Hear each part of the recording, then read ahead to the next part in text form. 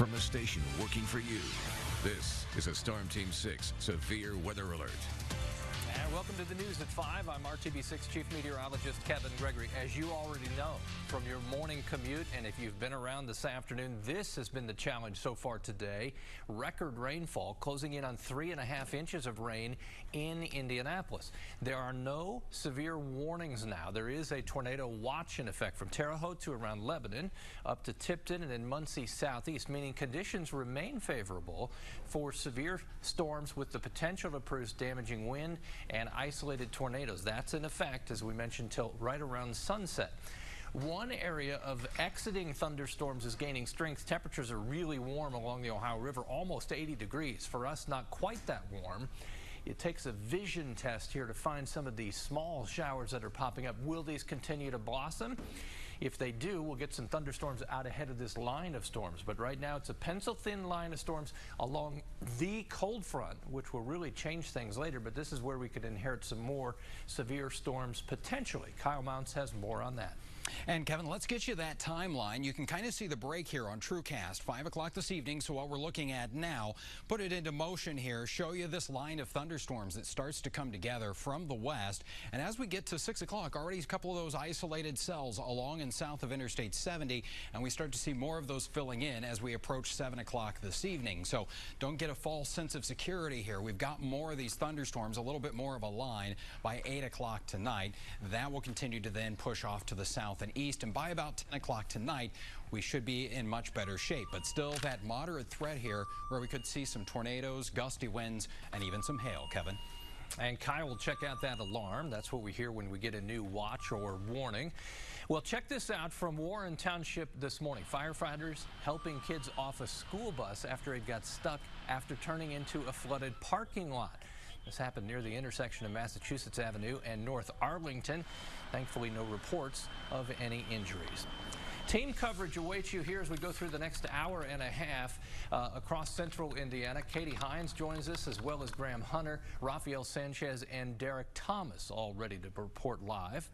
In Live Drive on the southeast side of Indianapolis now are Katie Hines. Yeah, we just hopped off of I-74 at Acton Road. We're heading south right now. You can see some clouds rolling in this area, but no rain just yet. We can tell you, though, on our way down on I-74, we definitely saw some water along the roads, some flooded front yards, but we are headed to a possible water rescue, possible reports of high water in this area. Nothing confirmed yet, but we will bring you more details as we get them here. You can see some high water off the road. For now, we'll send it back to you. And Katie, the good news is, at least for a short period of time here, we've had a chance to send some of the floodwaters back into the banks, whether it's the shoulder of the road or the creek itself. Rafael Sanchez is down in Johnson County, and Rafael, you're all too familiar with flooding in the Franklin area. What's the latest there? I know this all too well, Kevin. I'm here at the home of Dan and Kathy Rynearson. This is their backyard. The water is receding, which is the good news. And Kevin, I see the sun trying to peek out through those clouds. Also some good news. You're seeing there, Kevin, in the middle of your screen, some cabling that's powering some pumps that is pushing the water away from the Rynearson's home, because let me show you what's really going on over there. This is what is normally the lawn for Dan and Kathy Rynearson. As you look at that fir tree right there in the center of your screen, beyond that is the creek. So as you can see, just by perspective alone, Dan and Kathy need a boat. They were hoping to have a lawnmower by this time of year, but spring has yet to arrive, in their opinion, and we see a lot of water. The big issue now at 5 o'clock is for people that do not have homeowners insurance, specifically flood insurance, because homeowners policies do not cover flood damage. Now, some homeowners do have what is known as backup sewer insurance, and that can cover up to $10,000 in damage. If you have that kind of insurance, make sure to take pictures and videotape so that you can prove to the insurance company the source of your flooding. The state of Indiana could also now step in, depending on the scope of this damage, and ask you to report to them the scope of your damage, because that may allow the federal government to provide some low interest loans. We'll see what happens over the next couple of days here in the area. One good marker for the Rynearsons. They put this marker, Kevin, down right here, And this afternoon, before the rains moved in at 3:30, the water was down here. As you can see, the water has now moved away from the home. That is the good news. Our colleague Derek Thomas about a mile east of here from this home as we continue now our live team coverage. Derek? Raphael, hallelujah, the rain has stopped, and about a moment ago, the sun even came out. But the folks who live here on the banks of Canary Creek are still very, very worried, very, very edgy at this time. The deluge of rain this morning forced them to start preparations in the event of flooding. The Wilson family and friends moved furniture to higher ground to reduce water damage. It's a routine they've experienced for far too long. They say enough is enough. I'm tired of it, and I can't help but think it has to do with all of the building that has gone on upstream in the last year, because we flooded in 2008 and then nothing, and then we flooded last July, and looks like we may flood again. We got 3 watersheds that runs into Franklin, and it can stop raining now, and a couple hours later from the rain from the north can run down to our creeks, and that's when we start getting the water problems. Now, sandbags are available for anyone who needs them to protect their property. They can go to the street department located at 847 Hamilton and get as many sandbags as they need. There is no cost for the sandbags, but believe me, Kevin, the struggle is real for the folks here in Franklin. Back to you in the studio. And Derek, I can add that the rain will come back. It looks like between about 7 and 9 o'clock will make some of these river levels and creek levels rise. Wow, this is in eastern Indiana in Union County. The video shot by Zach Wildman.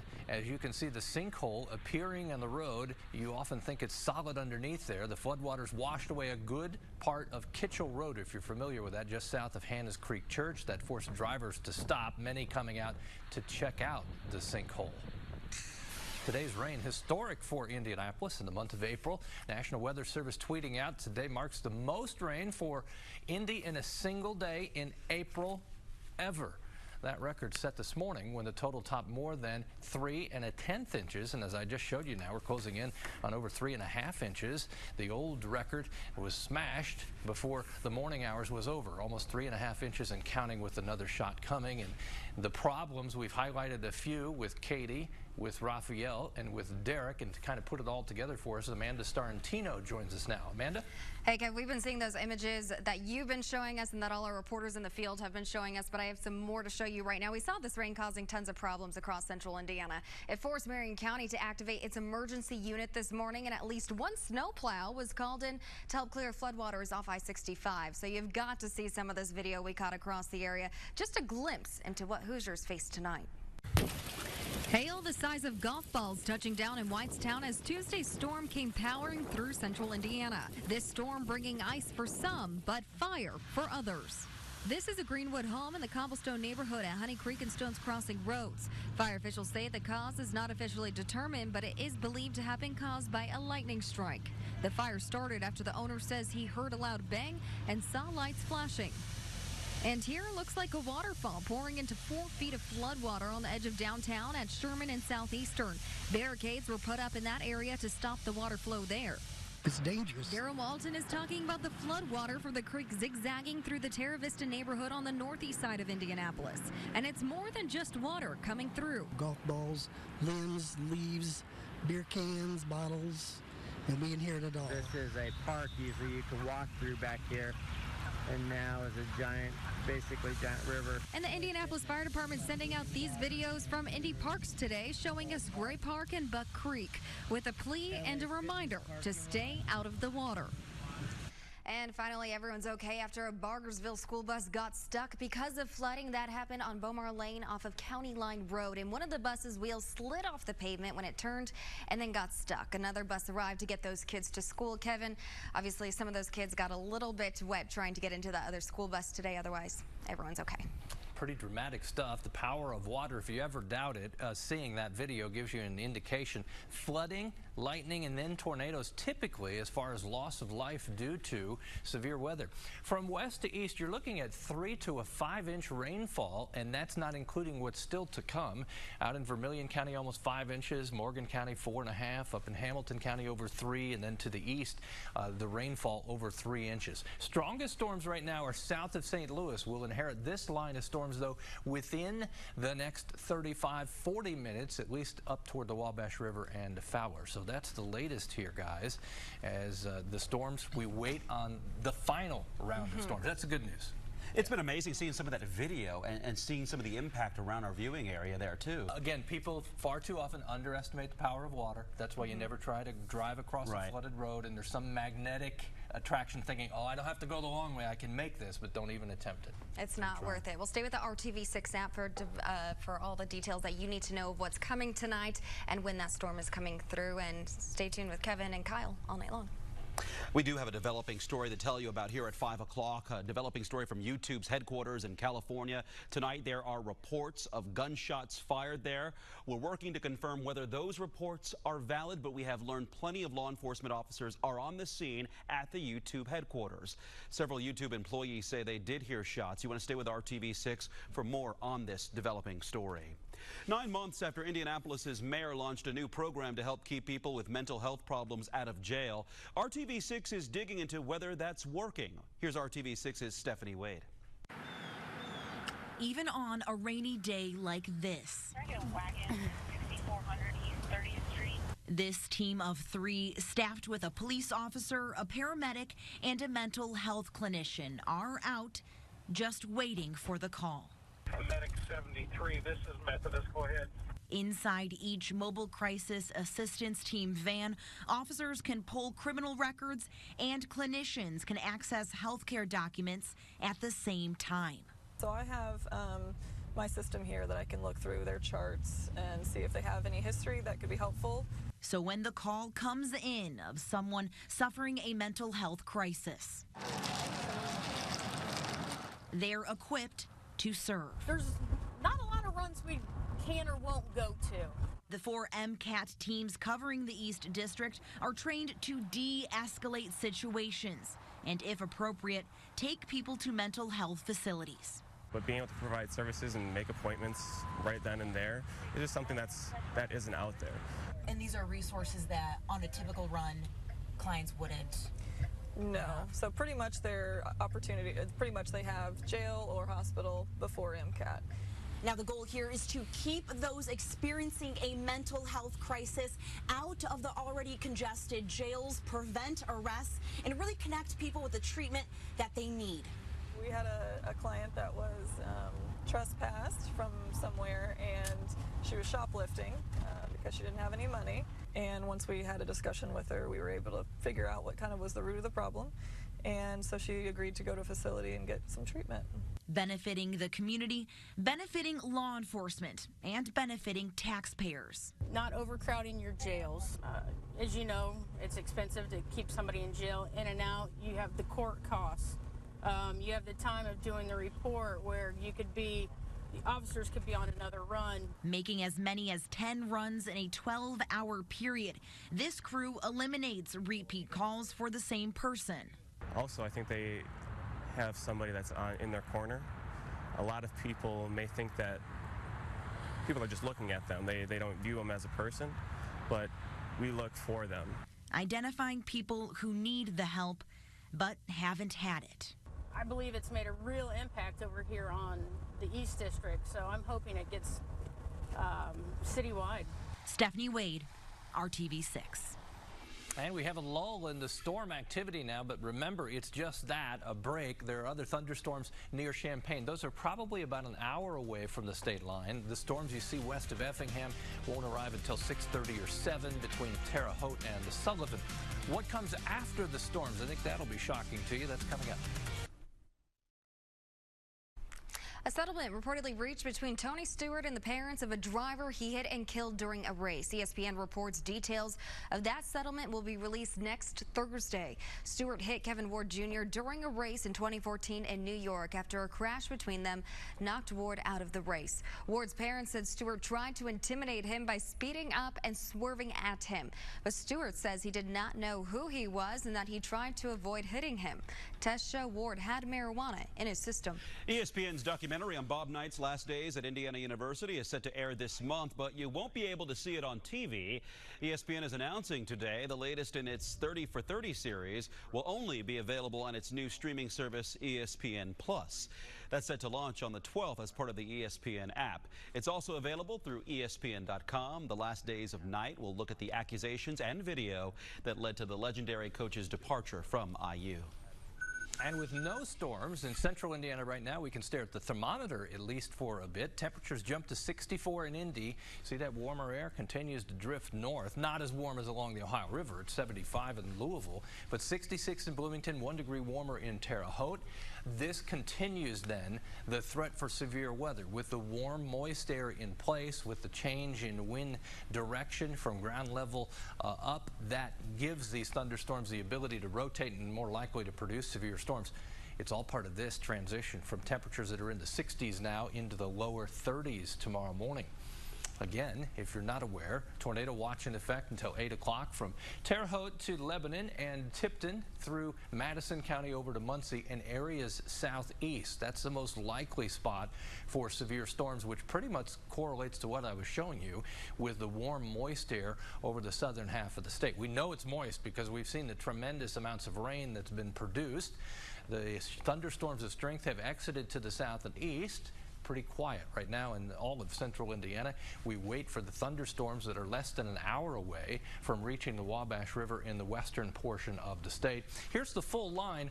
All of the warnings. There's one warning there just west of Interstate 57 north of Effingham. Otherwise, you're looking at the stronger storms in the southern portion then of Missouri. There are the reports so far today, Kyle. Really a combination of heavy rain with some hail reports. Yeah, and so we're going to be marking this transition with that line of thunderstorms Kevin was showing you with that temperature transition as well. Still, we're going to warm up those numbers. This is 7 o'clock this evening. Middle 60s around Indianapolis, so that's that fuel for those storms. Look at how quickly those numbers are going to start to drop, though, as we get to 11 o'clock tonight. 47 degrees in Indy, already into the lower 40s in Lafayette, and by tomorrow morning, we'll be starting off in the upper 20s around Lafayette, Kokomo, and Logansport, lower 30s in Indy and Columbus, and right at 32 degrees in Bloomington. Can't even rule out overnight tonight a few snow showers that kind of mix in here. Not going to be an impact for us. I don't think that's going to accumulate to anything out there, but just kind of a notification that we are certainly changing things up here. And Wednesday, temperatures never really going to recover.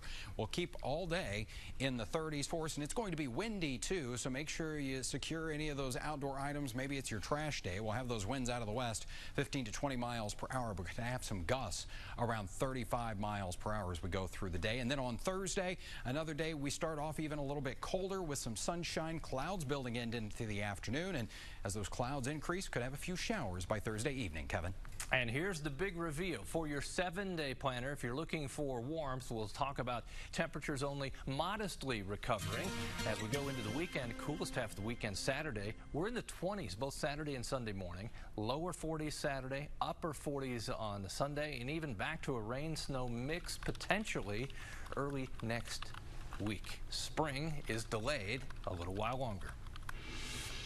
Roseanne returns to RTV6 tonight. The big move already being made after last week's first new episode in 2 decades. That's coming up.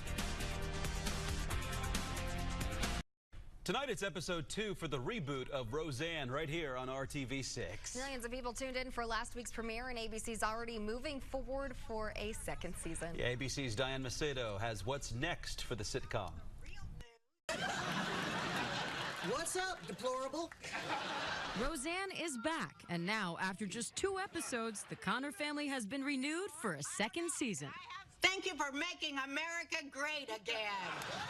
The final numbers are now in. More than 25 million people watched the premiere episode, tackling the political divide within families after the 2016 election. How could you have voted for him, Roseanne? He talked about jobs, Jackie. He said he'd shake things up. I mean, this might come as a complete shock to you, but we almost lost our house the way things are going. Have you looked at the news? Because now things are worse. Not on the real news. Oh, police! The show's also drawing attention from Washington. If the return of Roseanne and its huge ratings could actually boost the president's own support. People liked Roseanne in the 90s. They like it now, too. It's not pro-Trump, but it is respectful of Trump voters. After the premiere, the commander-in-chief himself even placed a phone call to congratulate Roseanne. Look at her ratings. Look at her ratings. Outspoken star Roseanne Barr is also garnering attention for her controversial social media posts, including one since-deleted tweet referencing a pro-Trump conspiracy theory. But Sarah Gilbert, an executive producer who also plays daughter Darlene, says the show's not about left versus right and never even mentions Trump by name. She says the real focus is how the political climate affects everyday Americans. The show is not about politics. It's really about what happens to a family when there's a political divide. And that was Diane Macedo reporting. You can catch tonight's all-new Roseanne at 8 o'clock. That's followed by The Middle at 8:30, Blackish at 9. The premiere of Splitting Up Together at 9:30, and For the People at 10. And then it's RTV6 News at 11. There are too few people to answer emergency calls right here in Indianapolis. We're working for you tonight, showing you the steps now being taken to make sure your calls for help are answered. And a new report says there are more than 200 cases of germs that are resistant to antibiotics. What's going on now to keep them from spreading? That's all ahead at 5:30.